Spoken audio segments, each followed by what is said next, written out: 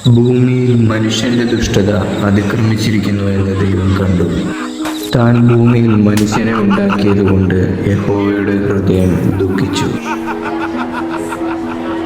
ഞാൻ സൃഷ്ടിച്ചിട്ടുള്ള മനുഷ്യനെ ഭൂമിയിൽ നിന്ന് നശിപ്പിച്ചു കളയും എന്ന് യഹോവ അരുളി ചെയ്തു. എന്നാൽ അവരുടെ ഇടയിൽ ഒരാൾക്ക് മാത്രം യഹോവയുടെ പ്രീതി ലഭിച്ചു. അവനായിരുന്നു നോഹ.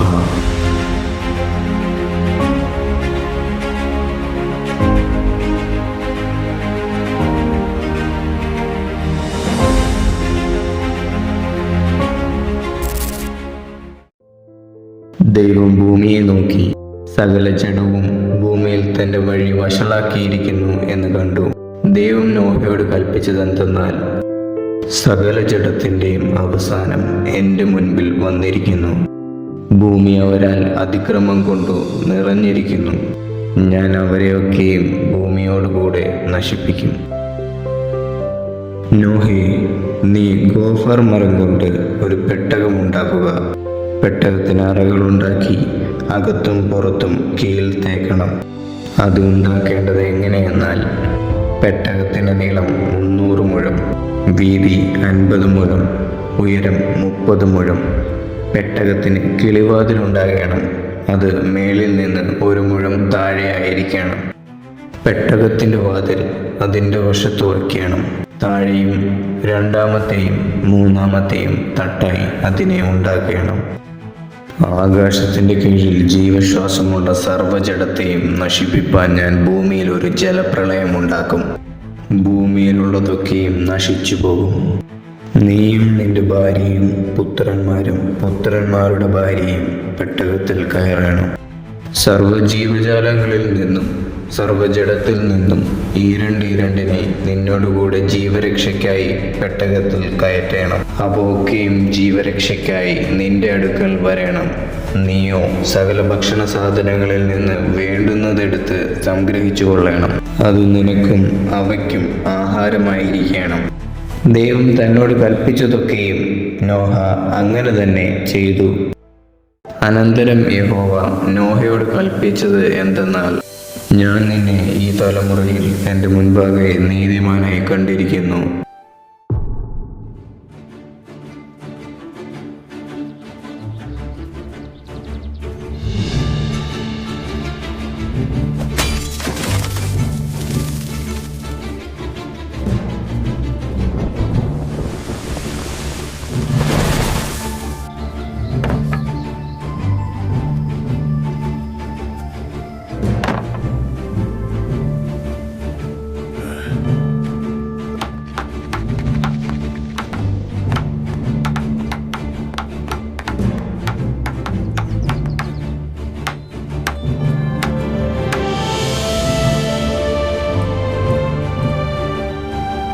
പെട്ടകത്തിൽ ശുദ്ധിയുള്ള സകല മൃഗങ്ങളിൽ നിന്ന് ആണും പെണ്ണുമായി 7 ശുദ്ധിയില്ലാത്ത മൃഗങ്ങളിൽ നിന്ന് ആണും പെണ്ണുമായി 2.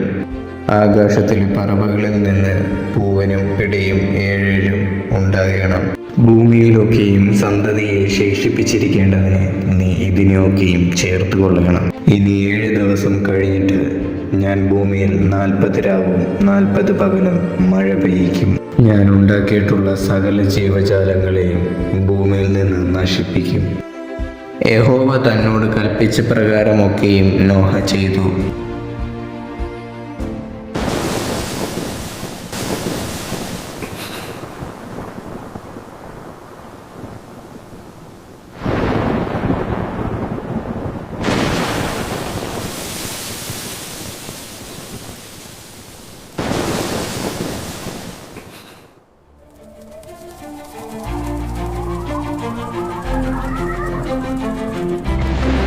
ദൈവം നോഹയോട് കൽപ്പിച്ചതുപോലെ എല്ലാ ജീവജാലങ്ങളും നോഹയുടെ അടുക്കൽ വന്നു. അവയെല്ലാം പെട്ടകത്തിൽ കയറി.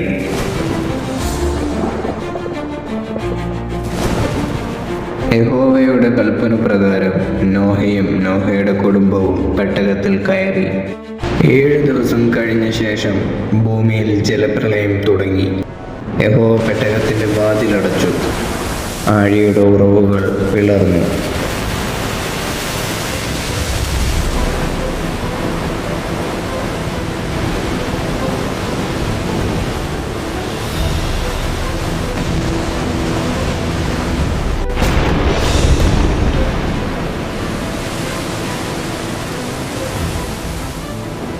ഭൂമിയിൽ വെള്ളം വർദ്ധിച്ചു, വലിയ ജലപ്രളയമുണ്ടായി. പെട്ടകം വെള്ളത്തിൽ പൊങ്ങി ഒഴുകിക്കൊണ്ടിരുന്നു. ഉയർന്ന പർവ്വതങ്ങളൊക്കെയും വെള്ളത്തിൽ മുങ്ങിപ്പോയി. പെട്ടകത്തിന് പുറത്തുള്ള സകല ജീവജാലങ്ങളും സകല മനുഷ്യരും ചത്തുപൊങ്ങി. ഭൂമിയിലുള്ള സകലതും നശിച്ചുപോയി.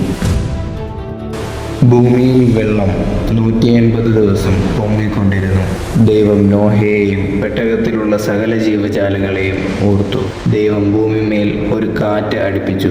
ഉടനെ വെള്ളം നിലച്ചു. ആഴിയുടെ ഉറവുകളും ആകാശത്തിന്റെ കിളിവാതിലുകളും അടഞ്ഞു. ആകാശത്തു നിന്നുള്ള മഴയും നിന്നു. 150 ദിവസം കഴിഞ്ഞ ശേഷം വെള്ളം കുറഞ്ഞു തുടങ്ങി. 7-ാം മാസം 11-ാം തീയതി പെട്ടകം അരാരാത്ത് പർവ്വതത്തിൽ ഉറച്ചു. 10-ാം മാസം വരെ വെള്ളം ഇടവിടാതെ കുറഞ്ഞുകൊണ്ടിരുന്നു. 10-ാം മാസം 1-ാം തീയതി പർവ്വതശാഖകൾ കാണാൻ തുടങ്ങി. 40 ദിവസം കഴിഞ്ഞ ശേഷം നോഹ പെട്ടകത്തിന്റെ കിളിവാതിൽ തുറന്നു ഒരു മലങ്കാക്കയെ പുറത്തുവിട്ടു. അത് ഭൂമിയിൽ വെള്ളം വറ്റിപ്പോയതുവരെ പോയും വന്നും കൊണ്ടിരുന്നു. ഭൂമിയിൽ വെള്ളം കുറഞ്ഞോ എന്നറിയേണ്ടതിന് അവനൊരു പ്രാവിനെയും പുറത്തുവിട്ടു.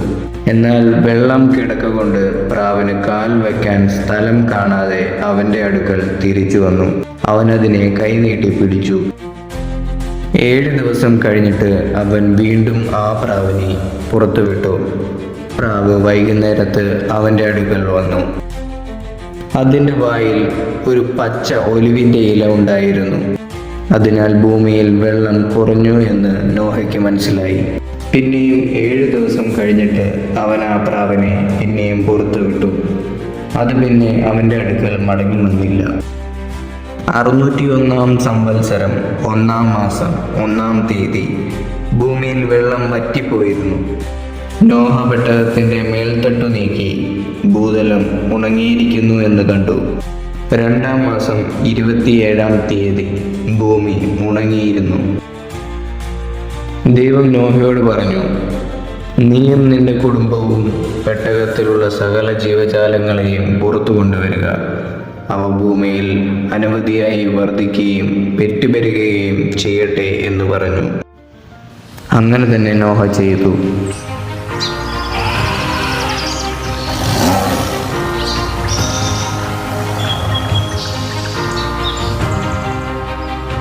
നോഹ പെട്ടകത്തിൽ നിന്നിറങ്ങി യഹോവയ്ക്കൊരു യാഗപീഠം പണിതു. ശുദ്ധിയുള്ള സകല മൃഗങ്ങളിൽ നിന്നും പറവകളിൽ നിന്നും ചിലതെടുത്ത് യാഗപീഠത്തിന്മേൽ ഹോമയാഗം അർപ്പിച്ചു. യഹോവയ്ക്ക് സൗരഭ്യവാസന ലഭിച്ചപ്പോൾ തൻ്റെ ഹൃദയത്തിൽ അരുളി ചെയ്തത്, ഞാൻ മനുഷ്യന്റെ നിമിത്തം ഇനി ഭൂമിയെ ശപിക്കുകയില്ല. മനുഷ്യന്റെ മനോനിരൂപണങ്ങൾ ബാല്യം മുതൽ ദോഷമുള്ളതാകുന്നു. ഞാൻ ചെയ്തതുപോലെ സകല ജീവികളെയും ഇനി നശിപ്പിക്കുകയില്ല. ഭൂമിയുള്ള കാലമൊക്കെയും ഗിതയും കൊയ്ത്തും, ശീതവും ഉഷ്ണവും, വേനലും വർഷവും, രാവും പകലും നിന്നു പോകുകയില്ല. അതിനടയാളമായി ഞാൻ എൻ്റെ വില്ല് മേഘത്തിൽ വയ്ക്കുന്നു. അങ്ങനെ ദൈവം നോഹയെയും അവൻ്റെ പുത്രന്മാരെയും അനുഗ്രഹിച്ചു.